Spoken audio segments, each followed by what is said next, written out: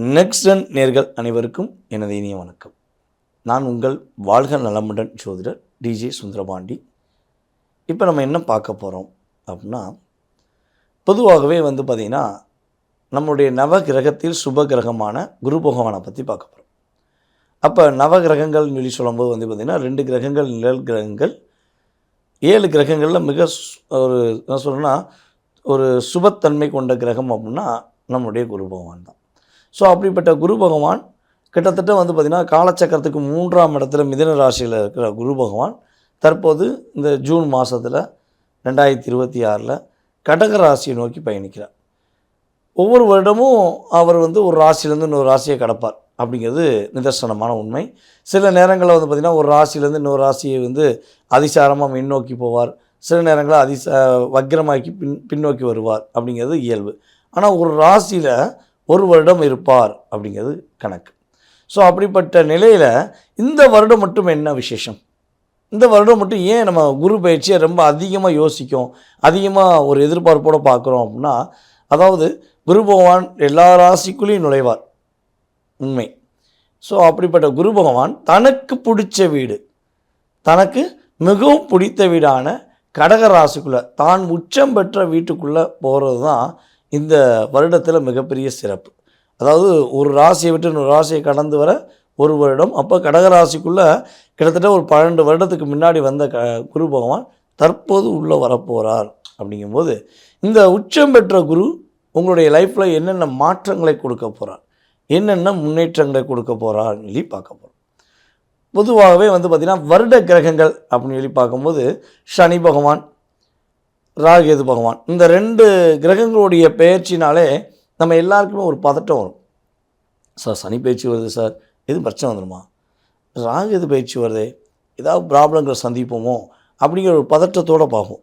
ஆனால் அந்த சுப கிரகமான குரு பகவான் மட்டும் பெயர்ச்சி ஆறான்னா எல்லாருக்கும் ஒரு சந்தோஷம். அப்பாடி செம, குரு வந்துட்டாரியா, நம்ம கவலையே பட தேவையில்லை அப்படின்னு சொல்லி நம்ம நினைக்கக்கூடிய அளவுக்கு அவர் நிறைய விஷயங்களில் மாற்றத்தை கொடுப்பார்.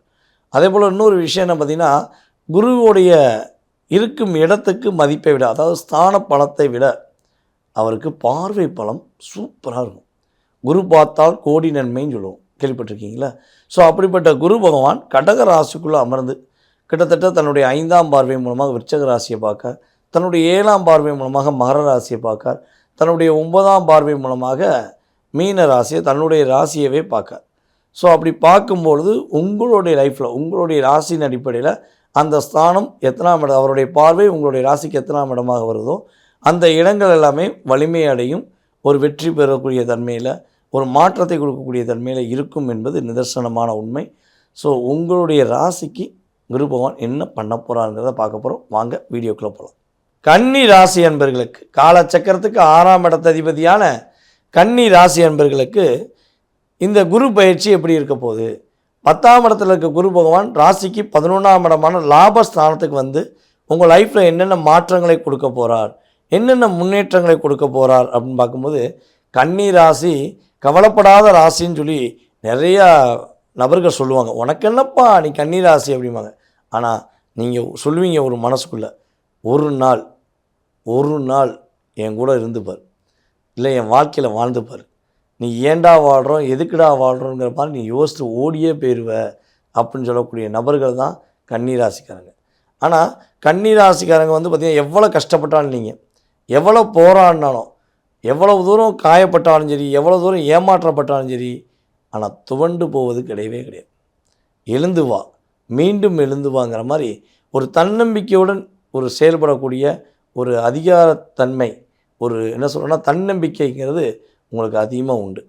அதே போல் ஒரு விஷயத்தில் ஒரு புதுமை உருவாகுது, ஒரு இடத்துல புதுமையான கண்டுபிடிப்பு இருக்குது, புதுமையான செயல்பாடு இருக்குன்னா அதில் நீங்கள் ஒரு பங்களிப்பு இல்லாமல் அது நடக்கவே நடக்காதுங்கிறது உண்மை. ஸோ அப்படிப்பட்ட நிலையில் காசுக்காகவோ பொருளுக்காகவோ, அதாவது மற்ற தேவையில்லாத ஒரு செயல்பாடுகளுக்காகவோ எப்பொழுதும் விலை போகாத, எப்பொழுதுமே தன்னை விட்டு கொடுக்காத நபர் தான் நீங்கள். அந்த அன்புக்கு மட்டும் கட்டுப்பட்டனால தான் ஒரு அடிமைத்தனமான வாழ்க்கையை கன்னிராசிக்காரங்க பல பேர் வாழ வேண்டிய சூழ்நிலை. நான் அன்புக்கு போய் மாட்டினேங்க, இந்த பாசத்துக்கு போய் மாட்டினேங்க, ரியாலிட்டியான அன்பு இருக்குன்னு நினச்சி ஏமாந்தங்க அப்படிங்கக்கூடிய நிலைமையில் தான் நிறைய கன்னிராசிக்காரங்களுக்கு ஏமாற்றம் வந்துச்சு. ஸோ இந்த நிலையில் தன்னுடைய வாழ்க்கையில் 60-70% கொண்டு போய் அதில் ஒரு 30% சூழ்ச்சியால் வீழ்த்தப்பட்ட கன்னிராசி அன்பர்களுக்கு குரு பகவானுடைய அற்புதமான பார்வை மூலமாக 5ஆம் பார்வை மூலமாக உங்களுடைய முயற்சி ஸ்தானம் வெற்றி பெறப்போகுது.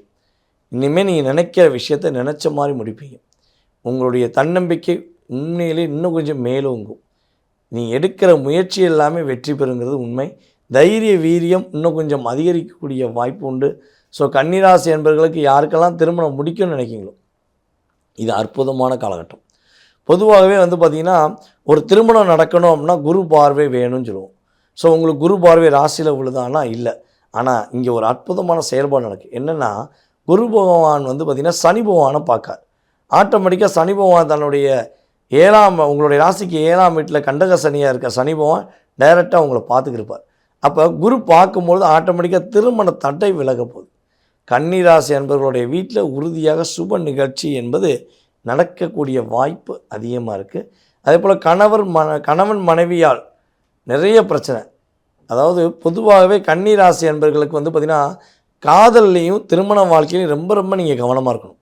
இந்த ரெண்டுலேயுமே அவசரப்பட்ட கன்னிராசிக்காரங்க வாழ்க்கையில் பல போராட்டத்தை சந்திச்சிருப்பீங்க, பல ஏமாற்றத்தை சந்திச்சிருப்பீங்க.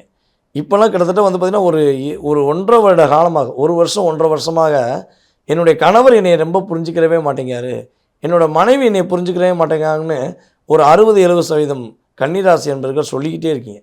மனசுக்குள்ளே அவ்வளோ வலி இருக்குது. ஆனால் விட்டு கொடுக்க உங்களுக்கு பாதை இல்லை. ஏன்னா உங்களுக்கு அவங்களை விட்டு கொடுக்கக்கூடாதுன்னு ஒரு எண்ணம் எப்பொழுதுமே இருக்கும். அவ்வளோ தூரம் நீங்கள் லவ் பண்ணுவீங்க, ஒரு கேர் பண்ணுவீங்க. ஆனால் உங்களுடைய பார்ட்னரோ அதுக்கு ஆப்போசிட்டாக இருப்பாங்க. ஸோ இந்த நிலை மாறப்போகுது. கன்னிராசி என்பவர்களுடைய பார்ட்னர் புரிந்து கொண்டு வாழக்கூடிய தன்மை, அதுவும் கன்னிராசி என்பவர்களுக்கு இந்த காலகட்டங்களில் காதல் திருமணம் முடிப்பதற்கான வாய்ப்பு, பிடிச்ச வரனை இஷ்டப்பட்டு ரொம்ப நேசித்த ஒரு வாழ்க்கையை நீங்கள் தேர்ந்தெடுக்கக்கூடிய சூழ்நிலைகள் நம்முடைய கன்னிராசி என்பவர்களுக்கு குரு பகவான் அற்புதமாக கொடுக்க போகிறார். எல்லா ஏமாற்றத்தையும் துரைத்தடித்து வெற்றி பெறக்கூடிய வாய்ப்பு, ஏற்றத்தையும் மகிழ்ச்சியும் சந்திக்கக்கூடிய வாய்ப்பு கன்னிராசி என்பவர்களுக்கு குரு பகவான் மூலமாக கிடைக்கப் போகிறது என்பது நிதர்சனமான உண்மை.